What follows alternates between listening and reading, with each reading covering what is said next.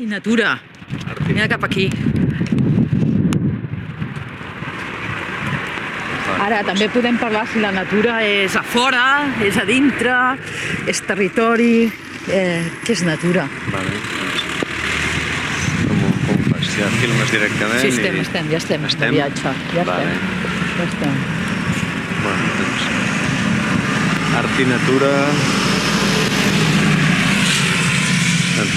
No sé, no és un tema que jo hagi treballat molt, no? Però bueno, està latent, potser està en la base de moltes coses de les que estem fent, no? Perquè si no serveix per identificar la natura, doncs moltes formes de creació són totalment buides o pertanyen a l'àmbit d'una cultura sense vinculació amb l'emocional, amb lo vital, no? I d'alguna manera sempre ens hem vist atrapats amb això, no? Amb fer que les formes de creació estiguin connectades amb lo emocional, amb lo vital, amb les coses que ens defineixen com a éssers, no?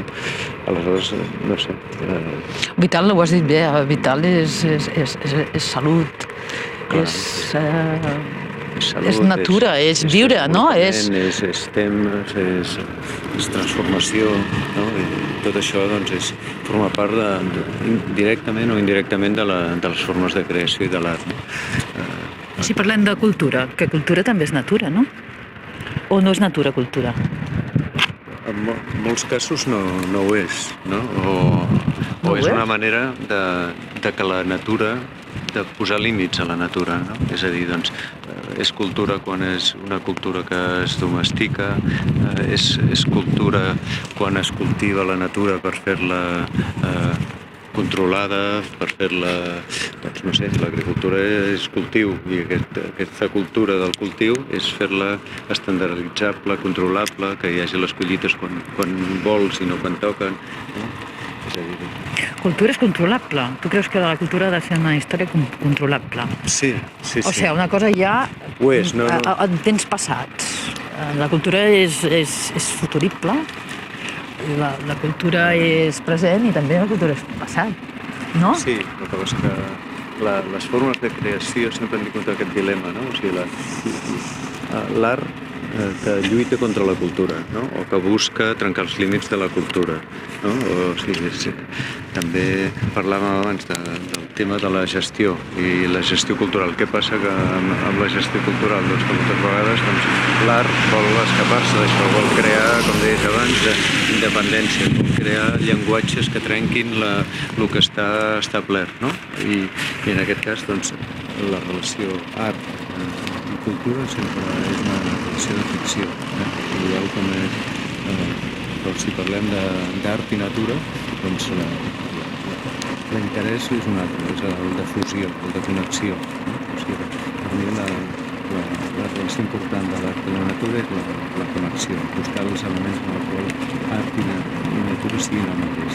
Això pot ser una ficció. Totalment. Aquest és el projecte creatiu.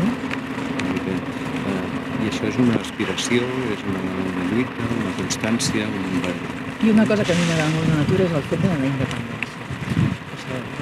Jo no entenc natura adossada. Adossada, no. No. No. Bueno, una de les coses que valorem de la natura és que nosaltres no som res en relació a ella. L'autonomia. Ella és independent de nosaltres, no? I això és una de les coses que també és contrària a la cultura, no? Perquè la cultura és el que ens protegeix, el que ens manté aïllats, el que ens dona pervivència. En canvi, la natura ens diu constantment doncs, que no som res, que som prescindibles, que som una part més, i aquesta dissolució és contrària a tot el que ha sigut sempre la cultura, no? Que ha sigut consolidar, preveure, administrar. En canvi, l'art moltes vegades tendeix a desbancar això i connectar-se i buscar una fusió amb el natural.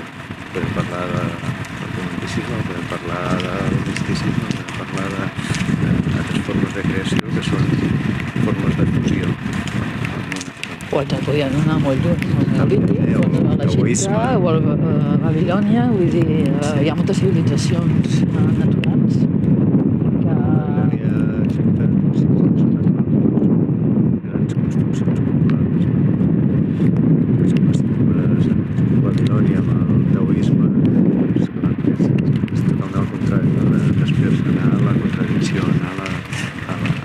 l'efecte de saber, el no conèixer, no? El no estabilitzar res. No? Estic absolutament xopa, ho sento.